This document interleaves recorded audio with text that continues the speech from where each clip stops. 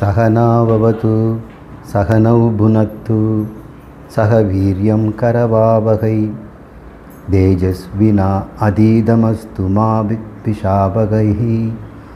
ओम शांति शांति शांति।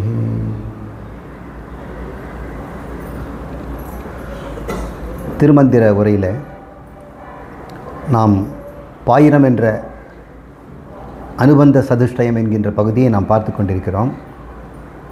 திருமந்திரம் எதற்காக, யாருக்காக, என்ன விஷயத்தை வைத்து எழுதப்பட்டது என்கின்ற தகவலை சொல்லுவது அனுபந்தம். அதில் திருமூலரே நான் என்ன சொல்ல வந்திருக்கிறேன், எதை பற்றி பேசுகிறேன் என்று ஒரு முகவுரையாக சொல்லுகின்ற பாடல்களை தான் நாம் பார்த்து கொண்டிருக்கிறோம். மற்றபடி திருமந்திரத்திலே 3000 பாடல்கள் உள்ளன. அந்த 3000 பாடல்களை நாம் முழுவதும் படித்து முடிப்பதற்கு ஒரு வாழ்நாள் பத்தாது.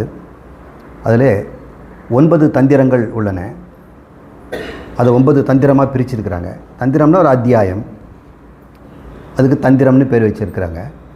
ஒவ்வொரு தந்திரத்திலையும் ஒரு குறிப்பிட்ட விஷயங்கள் முக்கியமாக வைத்து பேசப்படுகிறது. நாம் இன்னமும் முதல் தந்திரம் ஆரம்பிக்கவில்லை. அங்கிருந்து தான் திருமந்திரத்தினுடைய உட்கருத்து துவங்கும். முகவுரையாக திருமந்திரத்தில் என்ன சொல்லப்பட்டிருக்குது என்பதை திருமூலர் சொல்லுகிறார். அதிலே வேதத்தின் சிறப்பு என்ற தலைப்பிலே பார்த்து கொண்டிருந்தோம். வேதமும் ஆகமும் பற்றி அவர் சொல்லியிருக்கிறார். அதுதான் அந்த பாயிரம். நான் கைலாயத்திலிருந்து தமிழ்நாட்டுக்கு நான் வந்திருக்கிறேன். என்னுடைய பூர்வீகம் கைலாயம்தான்.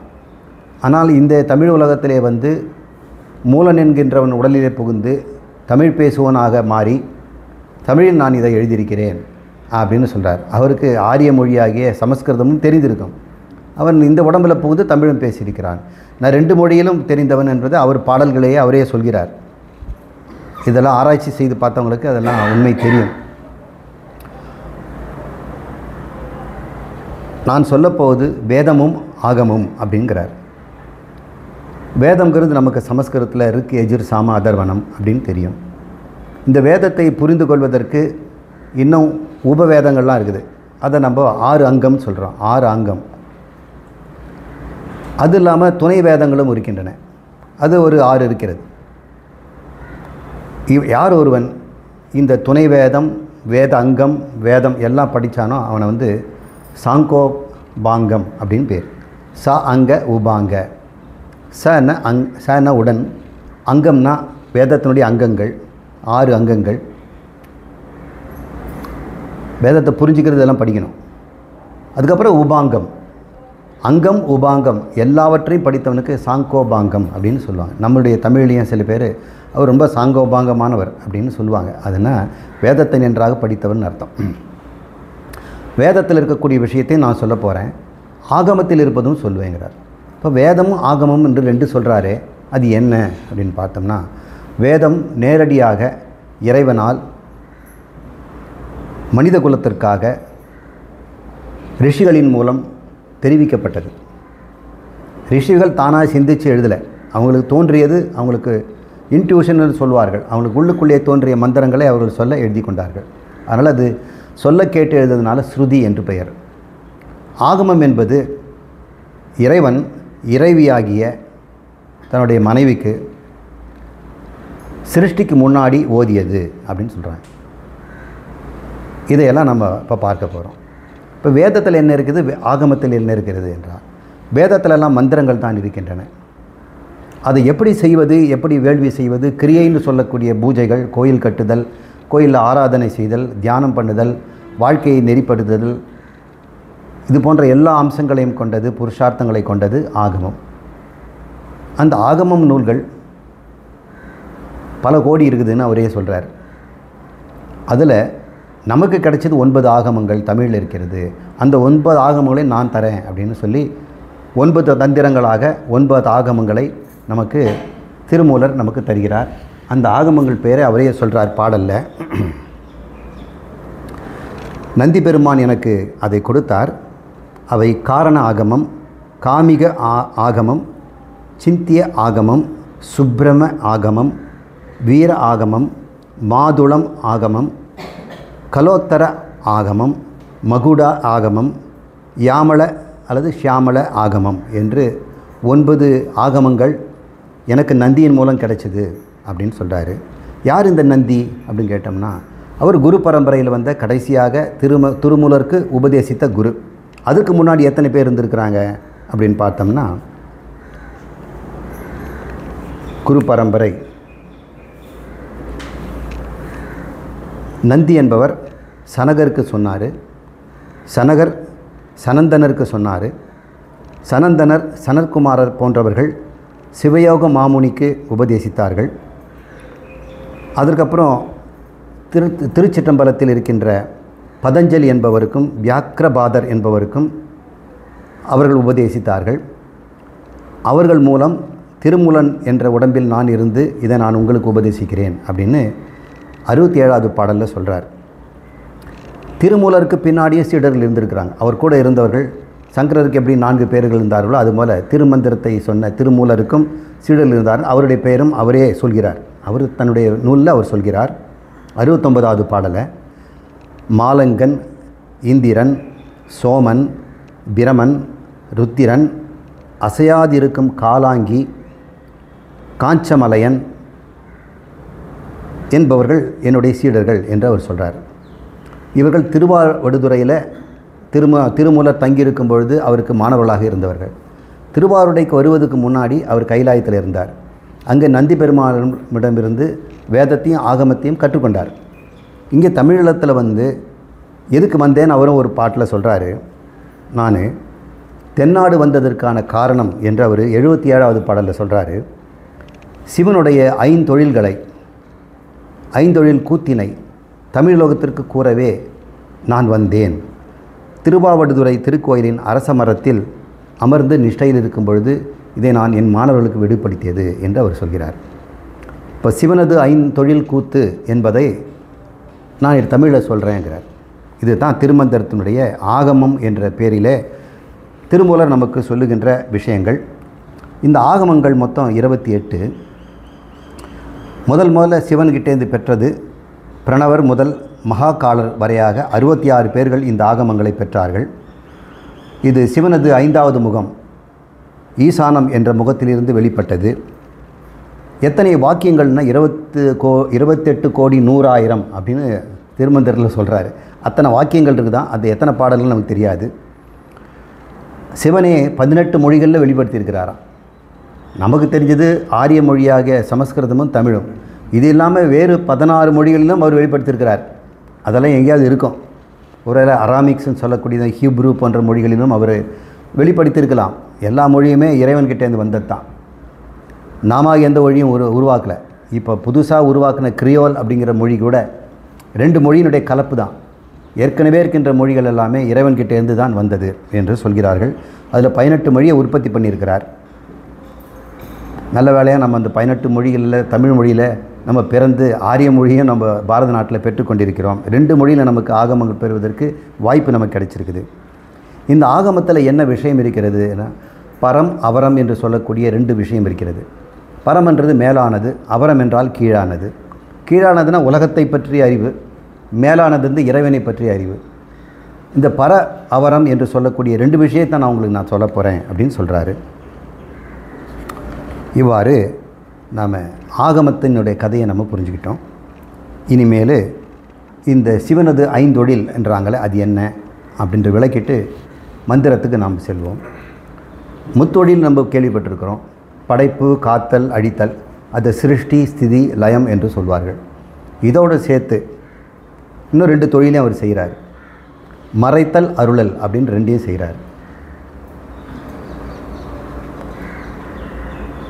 அது என்ன மறைத்தல், அருளல்? இந்த 5 தொழிலில் முதல் 3 ஆக்கல், காத்தல், அழித்தல் என்ற 3 சொல்கிறோம் இல்லையா?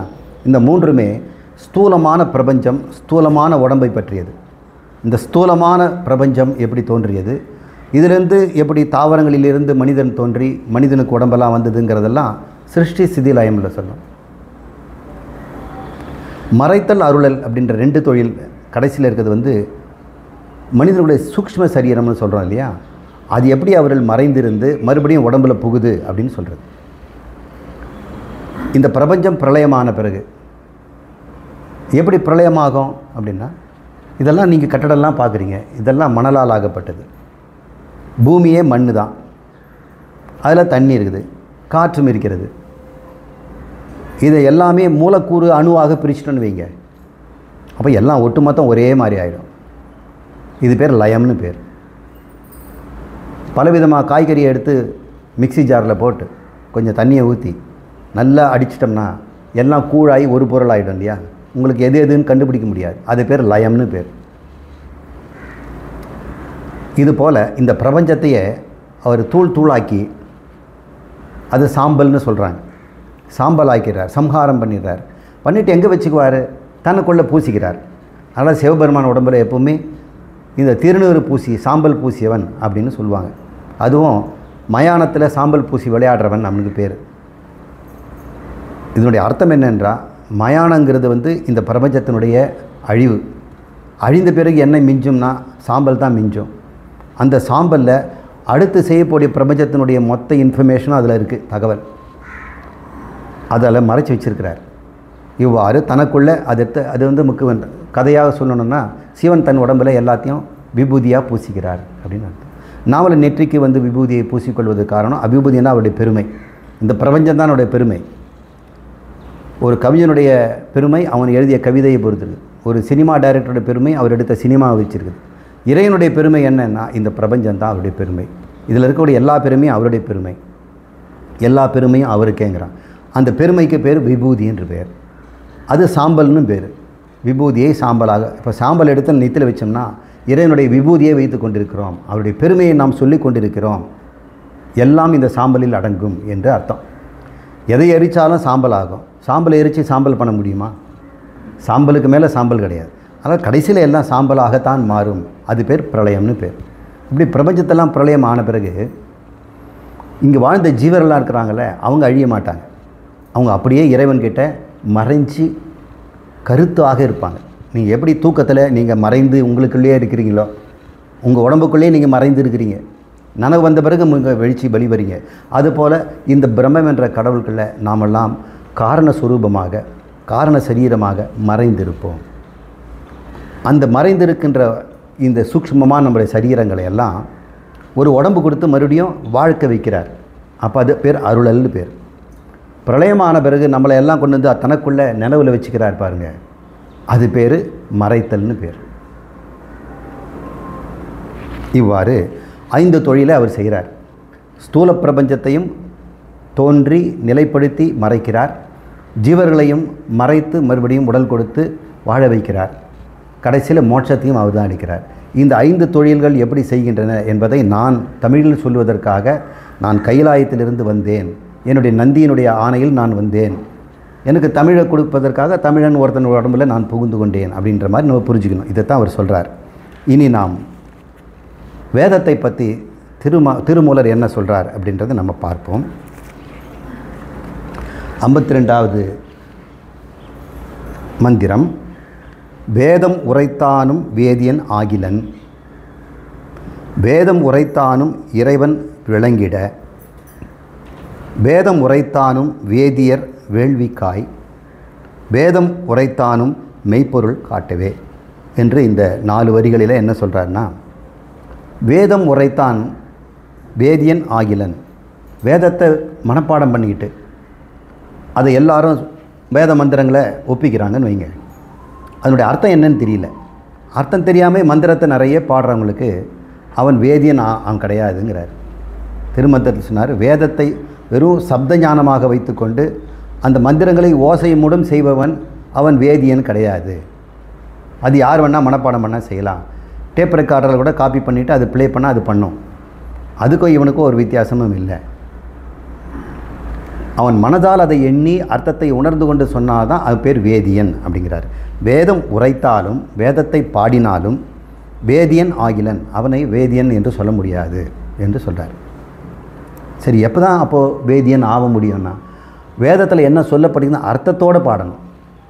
திருவாசகத்தில் அப்படி தான் சொல்கிறார் இல்லையா, பொருள் உணர்ந்து சொல்லுவார் செல்வர் சிவபெருமம் அப்படின்னு சொல்கிறார். நான் பாடிய இந்த சிவபுராணத்தை என்ன பொருள் நான் சொல்லியிருக்கிறேன் என்று உணர்ந்து கொண்டு நீங்கள் பாடினீங்கன்னா, நான் போன மாதிரி நீங்களும் சிவபெருமன் சொல்லக்கூடிய சிவபெருமனுடைய கைலாயத்தை நீங்கள் அடைவீர்கள். உங்களோட சூக்ஷ்ம சரீரம் அங்கே சென்று நீங்கள் கைலாயத்தில் இந்த பிரளயம் வழிக்கு நீங்கள் வாழலாம். அது ஒரு மோட்சம்னு சொல்கிறாங்க. அது ஒரு வகையான மோட்சம் தான், அபேட்சிக மோட்சம் அப்படின்னு சொல்கிறோம். சரி, அடுத்த வரியில் சொல்கிறாரு, வேதம் உரைத்தானும் வேதா விளங்கிட.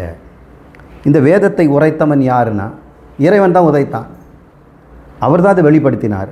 எதுக்கு வெளிப்படுத்தினார்? வேதா விளங்கிட, தன்னை விளக்குவதற்காக. நான் யார் என்று ஜனங்கள்லாம் யோசிப்பாங்க. கடவுள் உண்டா, கடவுள் இருக்கிறாரா, இறைவன் என்ன, இந்த உலகத்தை படைப்பதற்கு இறைவன் தேவையா அப்படின்லாம் அவங்க கேட்குறாங்க. என்ன நம்ம பார்க்குறோம், தானாகவே எல்லாம் நடக்குது. விதையை போட்டால் தானாக முளைக்குது. அங்கே யாருடைய உதவியும் தேவையில்லையே. இறைவனுடைய உதவி தேவைப்படுதா, இல்லை மனிதனுடைய உதவி தேவைப்படுதா? தாய் வயிற்றில் ஒரு கரு வளருது, அது தானாக தானே வளருது. அது யாராவது இப்படி வளர்க்குறதுக்கு ஏதாவது உதவி செய்கிறாங்களா? அங்கங்கே ஒரு பொருளையும் அடுக்குறாங்க.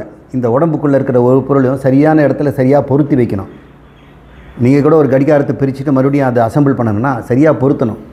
இல்லை ஒரு மோட்டார் சைக்கிளை பிரிச்சுட்டு அது மறுபடியும் எல்லாத்தையும் அசம்பிள் பண்ணணும்னா அது எங்கெங்கே வைக்கணும்னு உங்களுக்கு தெரியணும். ஆனால் வளர்கிற குழந்தை கருவில் எல்லா உறுப்புகளையும் சரியான இடத்துல பொறுத்துதே, அது யார் பொறுத்துனாங்க? குழந்தைக்கு அந்த அறிவு இருக்குதா? ஏன்னா குழந்தையே இன்னும் வரலை.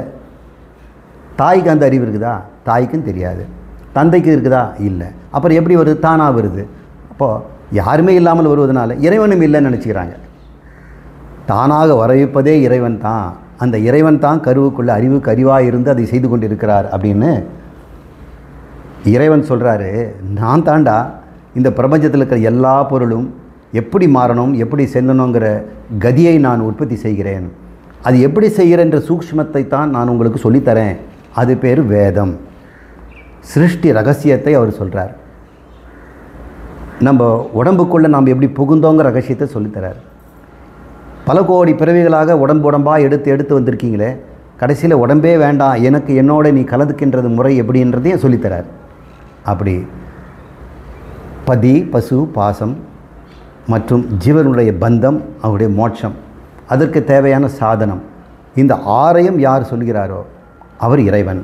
எப்படி சொன்னார்னா வேதத்திலும் ஆகமத்திலும் அதை சொல்லி கொடுத்திருக்கிறார். இப்போ நம்ம திருமந்திரத்தில் படித்தோம்னா இது அத்தனையும் நம்ம தெரிஞ்சுக்க போகிறோம். வேதம் உரைத்தானும் வேதா விளங்கிட, தன்னை விளக்குவதற்காக தானே ஒரு புக் எழுதியிருக்கிறார். நான் ஆட்டோபயோகிராஃபி, காந்தி எழுதியிருக்கிறார்ல ஆட்டோபயோகிராஃபி, சத்திய சோதனை அப்படின்னு ஒரு நூல். இப்போ நிறைய ஆட்டோபயோகிராஃபி என்று சொல்லிய தன் பற்றிய வாழ்க்கை விவரத்தை எழுதுகிற மாதிரி கடவுள் தன்னுடைய வாழ்க்கை விவரத்தை எழுதுகிறார். அவருக்கு எங்கே வாழ்க்கை இருக்குது? இந்த பிரபஞ்சம் தான் அவருடைய வாழ்க்கை. வேதம் உரைத்தானும் வேதியர் வேள்விக்காய் அப்படின்னு மூணாவது வரியில் சொல்கிறார். இந்த வேதியர்னு சொல்லக்கூடிய அந்தணர்கள் வேதத்தை மனப்பாடம் செய்து கொண்டு அதை நன்றாக ஓதக்கூடியவர்கள். அதை வைத்துட்டு என்ன செய்ய போகிறாங்க? யஜ்ஞங்களை வளர்ப்பார்கள்.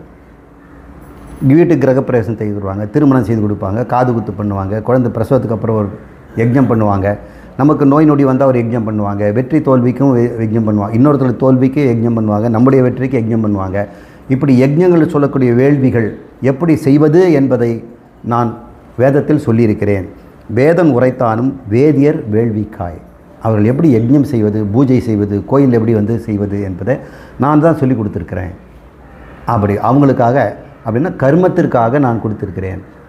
நீங்கள் தர்ம வழியில் எப்படி உங்களுடைய வாழ்க்கை நடத்துவதுங்கிற கர்மத்தையும் நான் தான் சொல்லிக் கொடுக்குறேன் அப்படின்னு சொல்கிறார் இந்த வேதம். அந்த வேதம் உரைத்தானும் 4வது வரி மெய்ப்பொருள் காட்டவே அப்படின்னு கடைசி வரி சொல்கிறார். இந்த வேதத்தினுடைய முக்கியமான நோக்கம் மெய்ப்பொருள் என்ன என்று காட்டுவது என்று சொல்கிறார். இப்போ முதல்ல உங்கள் வாழ்க்கை எப்படி வாழ்வது அப்படின்னு சொல்கிறார். வேள்விக்காய், வேள்வின்னா யாகம் செய்வது. யாகம்னா எப்போவுமே நம்ம அக்னி குண்டம் வச்சு நெய்யை ஊற்றி மந்திரங்களை சொல்கிறது அப்படின்னு நினச்சக்கூடாது. பகவத்கீதையில் சொல்கிறாரு, நீங்கள் எது செய்தாலும் அது வேள்விங்கிறார். உங்களுக்காக செய்தீங்கன்னா தான் அது செயல். இறைவன் காரியமாக அது நீங்கள் செய்தீங்கன்னா அது வேள்விங்கிறார். குழந்தைய வளர்க்குறீங்கன்னா இறைவன் கொடுத்த பிரசாதம், அது கிருஷ்ணர் எனக்கு கொடுத்தார், அதனால் அவன் பேர் கிருஷ்ண பிரசாதம்னு வச்சுருக்கிறேன். குழந்தைகள் அப்படி பேர் வைக்கிறாங்க. சாய்பாபா கொடுத்தா சாய் பிரசாத்துங்கிறாங்க. பிரசாதம் நமக்கு குழந்தைங்கள்லாம் வந்ததுன்னா அது பிரசாதமாக வந்திருக்குது. அந்த பிரசாதத்தை நான் எப்படி வளர்க்கணும்? அது இறைவன் கொடுத்ததுங்கிறதுனால நம்ம குழந்தை வளர்ப்பதையும் குடும்பம் நடத்துவதையும் தொழில் செய்வதையும் தொழிலாளர்கள் எல்லாம் வைத்து அவர்களுக்கு சம்பளம் கொடுத்து அவங்களுக்கு வேலையை கொடுத்து அவங்களுக்கு குடும்பங்களை வாழ வைப்பதும் எல்லாமே வேள்விங்கிறார். இறைவன் காரியமாக நீ எதை செய்தாலும் வேள்வி. உன் சொந்த காரியமாக செய்தாலும் இறைவனுக்காக செய்கிறேன்னு செய்யணும். நீ குளிக்கிறது கூட உங்கள் சொந்த காரியம்தான். ஆனால் எனக்கு இறைவன் இந்த உடம்பில் இருக்கிறார், அவருக்கு அபிஷேகம் பண்ணுகிறேன்னு குளிக்கணும். இந்த பூமியெல்லாம் இறைவனுடைய கோயில். அதனால் நான் நடக்கிறதெல்லாம் பிரதட்சணம். கோயிலை சுற்றுறது தான் பிரதட்சணம் இல்லை. வீதியில் நடந்தாலும் நான் கோயிலில் சுற்றுகிறேன் அப்படின்னு. நான் பேசுவதெல்லாம் நல்ல மொழி.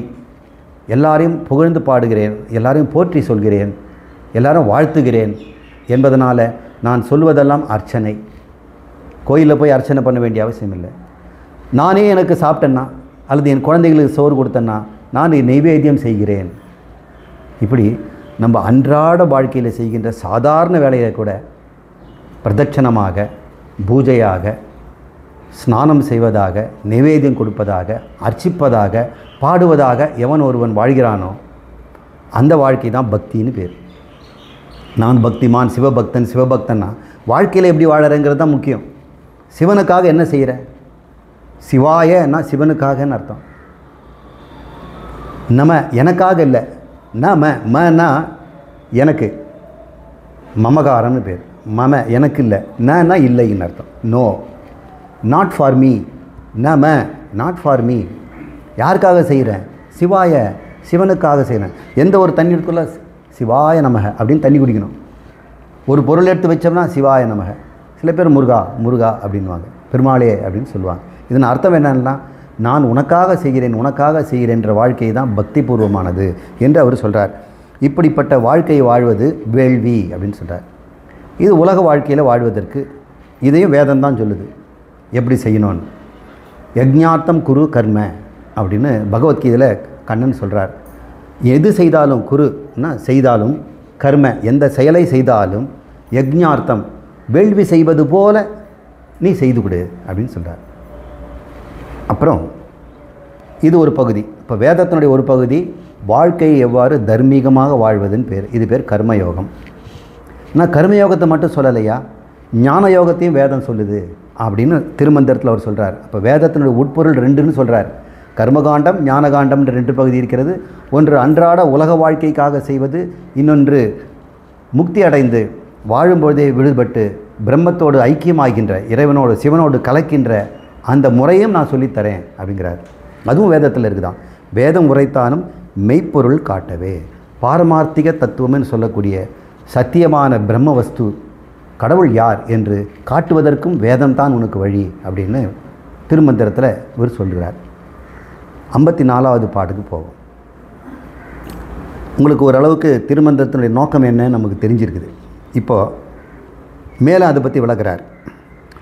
திருநெறியாவது சித்து அச்சித்து அன்றி பெருநெறியாய பிரானை நினைத்து குரு நெறியாம் சிவமாம் நெறி கூடும் ஒரு நெறி ஒன்றாக வேதாந்தம் ஓதுமே என்று வேதாந்தத்தை பற்றி பேசுகிறார். வேதத்தை பேசிட்டு இப்போ வேதாந்தம் பேசுகிறார். இந்த வேதங்கிற நூலில் பெரும்பகுதிக்கு பேர் கர்மகாண்டம்னு பேர். கர்மம்னா என்னென்ன செய்யணும் அப்படின்றது. பூஜை செய்வது, கோயில் கட்டுவது, அன்றாட வாழ்க்கையை வாழ்வது, தொழில் செய்வது, இதெல்லாமே கர்மகாண்டம் தான். அது எப்படிலாம் செய்யணுங்கிறத சொல்லியிருக்கு. ஞானகாண்டம்னு ஒரு பகுதி இருக்குது. அதை தான் நம்ம அத்வைத வேதாந்தம்னு நம்ம சொல்லிக் கொடுக்குறோம். அது பேர் வேதத்தினுடைய கடைசி பகுதினால வேத அந்தம், வேதாந்தம் அப்படின்னு பேர். மீதி எல்லாம் பூர்வம், வேத பூர்வம்னு பேர். அப்போ இந்த புக்கை எடுத்துட்டோம்னா முதல்ல இருக்கக்கூடிய 100 பக்கம்னா அதில் 75-80 பக்கம் பூர்வ பாகம்னு பேர். கடைசி 20 பக்கத்தை நம்ம உத்தர பாகம்னு பேர், பின்பகுதி அல்லது வேத அந்தம், வேதாந்தம் பேர். பெரிய வேதாந்தம் பேசுகிறாரியான்னு சொல்கிறாங்க. வேதாந்தம் வேதத்தினுடைய கடைசி பகுதியில் இருக்கக்கூடிய மெய்ப்பொருள் உண்மையை பற்றி பெறுது. கடவுளை பற்றிய உண்மையை அங்கே சொல்வதனால அதை உபனிஷத்துன்னு சொல்கிறாங்க. சரி, அதை இவர் என்ன சொல்கிறாரு?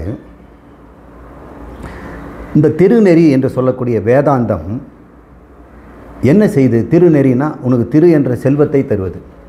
இருக்கிறதுல எதுங்க செல்வம் அப்படின்னு கேட்டால், இந்த பூமி முழுக்க கொடுத்தாலும் உங்களுக்கு செல்வம் அதிகமாகிடுமான்னா பூமி அளவு தான் இருக்கும். இன்னும் எத்தனையோ கோள்கள் வானத்தில் இருக்குது. இந்த பூமியில் இருக்கிறதையே நீங்கள் மொத்தமாக நீங்கள் பயன்படுத்தக்கூட முடியாது. திரு என்றால் செல்வம். திருநெறினா பெருஞ்செல்வத்தை அடைவது. இருக்கிறதுலே என்ன பெரிய செல்வங்க? இந்த பிரபஞ்சத்தையே கட்டி படைத்த நீ அடைஞ்சிட்டினா அதுக்கு மேலே செல்வம் எதா இருக்குதா? அது பேர் திருநெறின்னு பேர். திருநெறி என்பது இறைவனையே கட்டி பிடிச்சி தனக்குள்ளே வச்சிருக்கிறது, அல்லது இறைவனாகவே மாறிவிடுவது. அப்படிப்பட்டவது திருநெறி. அது என்ன என்றால், சித்து அச்சித்தன்றி பெருநெறியாய பிரானனை நினைத்து. பிரான் அப்படின்னா இறைவன் அர்த்தம். இந்த இறைவன் எப்படிப்பட்டவர்? சித்து அச்சித்துக்கு வேறானவர், சித்து அச்சித்தறியாய அப்படின்னு சொல்கிறார். சித்து அச்சித்து என்னன்னா அறிவும் அறிவின்மையும், இல்லை அறிவின்மையை ஜடம்னு சொல்லலாம். இந்த உலகத்தில் இருக்கிற பொருளெல்லாம் ரெண்டாக பிரிச்சிடலாம். நான் அணிந்திருக்கின்ற இந்த ஆடை அறிவற்றது, இதை அணிந்து கொண்டிருக்க நான் அறிவுடையவன். இப்போ நான் இந்த அறிவுடையவன் என்று என்னை காட்டும் பொழுதே இதில் அறிவற்ற தலைமுடியும் இருக்குது, அறிவற்ற கண்ணாடியும் இருக்குது. என் கை காலெல்லாம் அறிவற்றது, நான் அறிவுடையவன். இப்போ எனக்குள்ளேயே அறிவற்றதும் அறிவுடையதும் இருக்குது. அப்போ என்னிடத்துலேயே சித்தும் அச்சித்தும் இருக்குது. என் மனசுக்குள்ளே போனோம்னா என் மனசை நான் கவனிக்கிறேன், என் மனசையே என் மனக்கண்ணால் பார்க்குறேன். நேற்று நடந்த இதெல்லாம் மனசில் கொண்டு வந்து பார்க்கும்போது பார்க்குறவன் தான் நான் அறிவுடையவன். பார்க்கின்ற பொருள் மனம், அந்த மனம் அறிவற்றது. புஸ்தகத்தை பார்க்குற மாதிரி இந்த புஸ்தகத்தை அறிவில்லை இல்லையா, இதே மாதிரி என் மனசை நான் பார்க்குறேன். அப்போது மனம்ங்கிற ஒரு நூலை நான் படிக்கிறேன். என் மனசில் நீதி நடந்ததெல்லாம் மனசில் கொண்டு வந்து நான் பார்க்கிற போது, அப்போ மனம் என்பது படிக்கின்ற பொருளாகவும் அறிவற்ற பொருளாகவும் அச்சித்தென்றும் தெரிகிறது. அப்போ நீ அதை பார்க்கின்ற நீ யாருன்னா சித்து. அப்போ உன்னிடமே சித்தும் அச்சித்தும் இருப்பது போல இந்த பிரம்மமும் சித்தும் அச்சித்துமாய இந்த பிரபஞ்சத்தை உண்டு பண்ணியிருக்கிறது. ஆனால் அது சித்தும் அச்சித்தும் அற்றதுன்னு சொல்கிறார். அது சித்தும் அல்ல அச்சித்தும் அல்ல, அதற்கு வேறானதுன்றார். அப்படின்னா ரெண்டுக்கும் ஏன்னு இங்கே சித்து அச்சித்துன்னு சொன்னால், உன்னிடமே சித்து அச்சித்தாயிடும், அச்சித்து சித்தாயிடும். பார்க்க போனால் மனம் உனக்கு சித்து மாதிரி தெரியுது, ஆனால் மனம் அச்சித்து. அகங்காரம் சித்து மாதிரி தெரியுது, ஆனால் அது அச்சித்து. இப்போ உன்னிடம் இருக்கிறது எல்லாமே சித்தும் அச்சித்தும், அறிவும் அறியாமையும் இருக்கிறது. இப்போ நம்மக்கிட்ட அறிவு இருக்குதுன்னு சொல்லுங்கள். நான் அறிவற்ற பொருள் அல்ல சார், நான் அறிவானவன் சொல்கிறோம். ஆனால் அது கூட கடவுள் அல்லையா? ஏனென்றால் உன்னுடைய அறிவில் கூட அறிவும் இருக்கிறது, அறியாமையும் இருக்கிறது. இப்போ ஒருத்தர் கேட்குறேன், உங்கள் அறிவில் என்னென்ன இருக்குதுன்னா அவர் பட்டியல் போடுறார். நான் இந்த புக்கெல்லாம் படிச்சிருக்கேன் சார், இந்த அறிவு உங்ககிட்ட இருக்குதா? இப்போ ஜெமாலஜிஸ்ட்டுன்னு சொல்கிறாங்க, நவரத்தன கற்கள் எல்லாம் எவ்வளோ விலை போடலாம், இது எந்த கல், இது எவ்வளோ தரம் அப்படின்னு ஒரு போடுறாங்க. அந்த அறிவு உங்ககிட்ட இருக்கா? நிலத்தை பற்றி உங்களுக்கு அறிவு இருக்குதா? இது என்ன பூமி? உயிரினத்தை பற்றி அறிவு இருக்குதா? நமக்கு உயிரினத்தை பற்றி எந்த அறிவும் இல்லை. பயாலஜி படித்தவங்களுக்கு கொஞ்சம் இருக்கலாம். அப்போ எல்லார்கிட்டையும் அறிவும் இருக்கிறது, அறியாமை நிறைய இருக்குது. கற்றது கைமண் அளவு, கல்லாதது உலகளவுங்கிறாங்க. சரி, உலகத்தையே படித்து தெரிஞ்சுக்கிட்டோம்னாலும் அப்போது அது கைமண் அளவு தானா? அப்போது அறியாதது உலகளவு இருக்குமா? அப்படி சொல்லும் பொழுது நாம் எல்லாமே அறிவு பொருள் தான், சித்து தான். ஆனால் நம்மிட சித்தும் அச்சித்தும் கலந்து தான் அனுமதிக்கிறோம். ஆனால் இறைவனிடம் அச்சித் என்பதே இல்லாத சைதன்ய சொரூபம் என்று அவர் சொல்கிறார். அந்த சைதன்ய சொரூபமான பிரானை நாம் எவ்வாறு அறிவது? அதை நினைத்துனா அது அறிவது எப்படி? குரு நெறியாம் சிவமாம் நெறி கூடும் அப்படின்ற. இங்கே சிவம்னா பிரம்மம், பிரம்மம்னா வேதம். வேதாந்தத்தை குருவின் வழியாக, குரு நெறி, அதை நீ கற்றுக்குவ அப்படிங்கிறார். ஏன் வேதாந்தத்தை நானே படிச்சிக்க முடியாதுன்னா முடியாது. வேதாந்தத்தில் சொல்லப்பட்ட உண்மைகளெல்லாம் உங்களால் புரிந்து கொள்ள முடியாது. குருவுக்கு புரிஞ்சு கொள்ள முடியும். ஏன்னா அவருக்கு வேதாந்தத்தை பற்றி தெரியும். அப்போ இதுக்கு வேதாந்தம் குருவே போதுமே? இல்லை, அவர் குரு எது வேணால் சொல்லி கொடுத்துருவார். வேதாந்தத்தை தான் சொல்லிக் கொடுக்கணும். குருவுக்கு 1000 தெரியும், அதெல்லாம் விட்டுவிட, அதெல்லாம் நமக்கு பயன் இல்லை. குருவும் வேணும், வேதாந்தமும் வேணும். குரு மட்டுமே பத்தாது, வேதாந்தம் மட்டுமும் பத்தாது. ரெண்டும் சேர்ந்து தான் நமக்கு அறிவை தருங்கிறனால குரு நெறியாம் சிவமாம் நெறி கூடும். அந்த ஒரு நெறி ஒன்றாக வேதாந்தம் ஓதுமே. அது எப்படிங்கிறத இந்த வேதாந்தம் தான் தருகிறது என்று சொல்கிறார். ஏன்னா வேதாந்தம் தான் குரு மூலம் படிச்சுக்கன்னு சொல்லுது. என்னை நீ எப்படி படிச்சுக்கணும்? குருவின் வழியாக படிச்சுக்க அப்படின்னு வேதாந்தமே சொல்லுது. இறைவனே சொல்கிறாரு, இந்த புஸ்தகத்தை நான் உனக்கு கொடுத்துருக்குறேன், நீயே படித்து புரிஞ்சிக்காதடா, இதை குருக்கிட்ட கொடுத்து நீ படிச்சுக்க அப்படின்னு சொல்கிறாரு. அப்போது ஒரு முண்டக உபநிஷத்தில் அப்படி சொல்லுது. ஒரு மாணவன் வைராகியம் அடைஞ்சிடறான். இந்த உலகம் நிலை இல்லாதது, பொருளெல்லாம் நிலை இல்லாதது. இவரும் திருவள்ளுவரும் சொல்கிறார், ஒரு நாடகத்தில் கூத்தாடினா 1000 பேர் கூட்டம் இருக்கிறாங்க. நாடகம் முடிஞ்ச பிறகு ஒருத்தர் கூட அங்கே இல்லையா, எல்லாம் முடிஞ்சு போயிட்டாங்க. கூத்து போட்டவங்களும் வேஷம் கழிச்சிட்டு போயிட்டாங்க. இப்போ அந்த மண்டபம் காலி இருக்குது. அந்த மாதிரி நீ வச்சுருக்க சொத்து ஏராளமாக தெரியுமா, ஆனால் ஒரு நிமிஷத்தில் போகிற இடமே தெரியாமல் போயிடுமா. அப்படி திருக்குறளில் சொல்கிறார். பொருள் நமக்கு நிற்கிறது இல்லை. உடம்பு நிற்குதா அப்படின்னு கேட்டால் இதுவும் என்னைக்கு மூச்சு போகும்னு நம்ம சொல்ல முடியாது. சரி, இளமை நிற்குதா அப்படின்னா ஒவ்வொரு நிமிஷமும் ஒவ்வொரு முடியாக நரைச்சிக்கிட்டு போகுது. ஒவ்வொரு நிமிஷமும் நம்ம வயசாகிட்டே போகிறோம். நம்ம மரணத்தை நோக்கி போய்கிட்டு இருக்கிறோம். எங்கடா போகிறேன்னு கேட்டோம்னா நான் கோயம்புத்தூர் போகிறேங்க, இல்லை, எல்லாரும் மரணத்தை நோக்கி ஒவ்வொரு நாளாக போய்கிட்டு இருக்கிறோம். இப்போ எது தான் நிலை இல்லை? இந்த நிலை இல்லாத ஒருத்தர் அறிஞ்சிக்கிட்ட பிறகு அவனை நிர்வேதம் ஆயாது அப்படின்னு சொல்லுது. அவன் வைராகியம் அடைஞ்சிட்டானா. இப்போ கேட்குறான், இங்கே நிலையில்லாதது நிலையதாக, நிலையானது ஒன்று இருக்கணுமே, அது என்னவா இருக்கும் அப்படின்னு அது அறிந்து கொள்ள வேண்டும். தத் விஜிஜ்ஞாசஸ்வ, அதை அறிந்து கொள்ள வேண்டும். குரும் ஏவ அபிகச்சதி, குருவை நோக்கி ஓடுறானா. குரு கிட்ட தான் இந்த இன்ஃபர்மேஷன் இருக்கும். அந்த குரு யார் அப்படின்னு கேட்டால் ஸ்ரோத்ரியம் பிரம்மனிஷ்டம். அவர் வேதத்தை படித்து அதன் வழியாக தெரிந்து கொண்டவர். வேதத்தை படித்துன்னு சொன்னால் நானே படிச்சுக்குவேன், இல்லை, வேதத்தை குருவின் மூலமாக படித்தவர் பேர் தான் ஸ்ரோத்ரியன். ஸ்ரோத்ரியம்னா கேட்குறது. வேதாந்தத்தை படின்னு சொன்னால் வேத படனம்னு சொல்லியிருக்கோம், இல்லை, வேத ஸ்ரோத்ரியம்னு சொல்லியிருக்கு. வேதத்தை கேட்டு தான் பெறணும். அப்போ இறைவனிடம் இந்த ஞானத்தை குருவின் மூலமாக பெற வேண்டும் என்பதை திருமந்திரத்தில் ஆணித்தரமாக சொல்கிறார். திருநெறியாவது சித்த அசித்த அன்றி பெருநெறியாய பிராணனை நினைத்து, எப்படி குருநெறியாம் சிவமாம் நெறி கூடும். குருவின் மூலம் வேதாந்தத்தை அறிந்து கொண்டால் இது கிடைக்கும். அந்த வேதாந்தம் உனக்கு என்ன தான் தரும்? ஒரு நெறி ஒன்றாக வேதாந்தம் ஒதுமே. உனக்கு ஒரு நெறியை தான் காட்டும். அது பரமபதம் என்கிற மோட்சம். வேதாந்தத்தை நீ படிச்சுனா மோட்சம் அடைகிறாய். எப்போ? செத்த பிறகு இல்லை, அதை படித்த உடனே, வேதாந்தத்தினுடைய உட்பொருளை தெரிந்த உடனே நாம் மோட்சம் அடைகிறோம் என்று சொல்கிறார். 55வது பாடல்.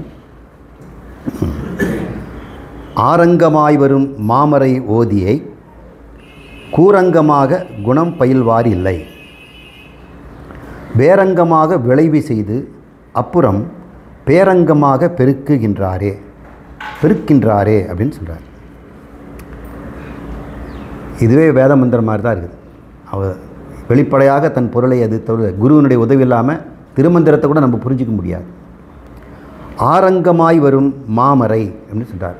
இந்த வேதத்துக்கு 4 வேதங்கள் சொல்கிறோம்.